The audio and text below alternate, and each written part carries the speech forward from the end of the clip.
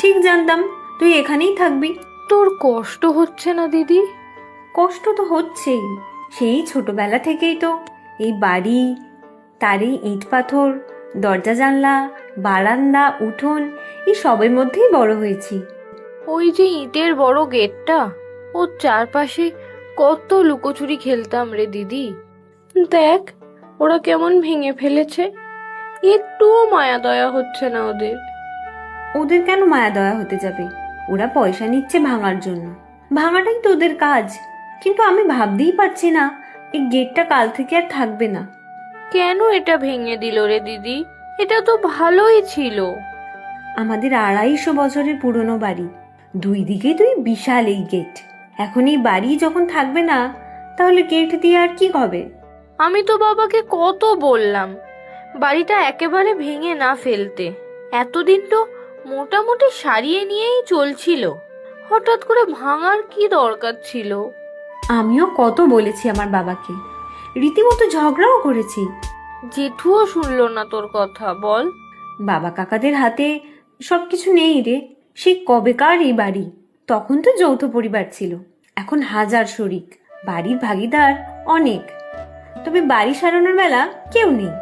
বাবার পক্ষেও তো এখন আর সম্ভব নয় একার হাতে সব দেখার। কেন?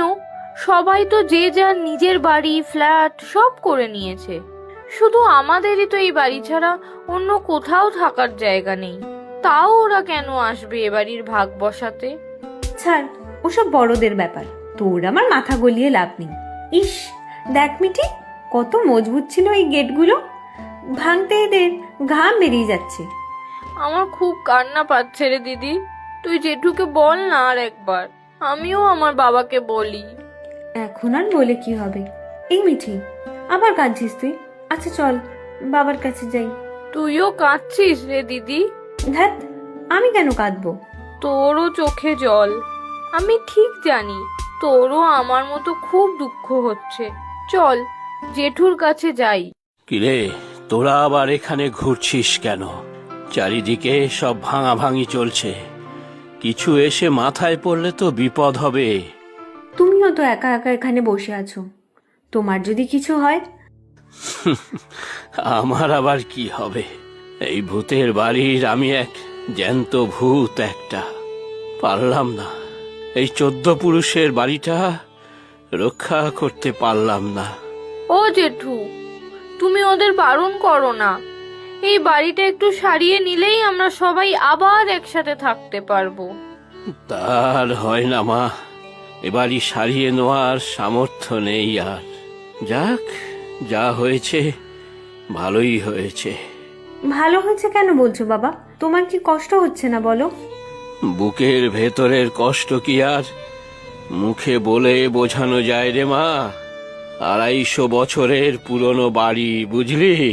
তখন ইংরেজদের শাসন, বাপদাদার মুখে শুনেছি তখন কি প্রতিপত্তি আমাদের এই চৌধুরী বাড়ির বড় কর্তা। বড় করে দুর্গা পুজো, কালী পুজো, রথযাত্রা কি না হতো। এই ইটের বড় বড় গেটগুলো কি তখন বানানো জেঠু? আমি যা শুনেছি তাতে এবারই সম্পূর্ণ হওয়ার পরের বছর বেশ জাক জমক করে দুর্গাপুজো হয়েছিল। তখন এখানকার এক রায় বাহাদুর খেতাব পাওয়া জমিদার এসেছিলেন বিশেষ অতিথি হিসেবে। বুঝেছি, সেই রায় বাহাদুরদের সম্মানেই এই গেট দুটো, তাই তো? হয়তো তাই, তবে তাতে কি? এখন তো ঢাল নেই, তলোয়ার নেই, নিধিরাম সর্দার। ও গেট ভেঙে ফেলাই ভালো। ভাঙার পর যা ইট, কাঠ, কড়িবর্গা বের হবে সে সবই তো প্রমোটারের। এত বড় জায়গা আমাদের, এই গেট দুটো রেখে বাকি জায়গায় বাড়ি করতে পারতো না? টাকা দিয়ে জমি কিনবে তারা, ব্যবসা করবে, এসবের মূল্য নেই তাদের কাছে। যতগুলো পারবে ঠেসে ঠুসে দেশলাইয়ের বাক্সের মতো ফ্ল্যাট বানাবে। আমরাও ওরকম ছোট ফ্ল্যাটে থাকবো। তাছাড়া আর উপায় কি? এ বাড়ি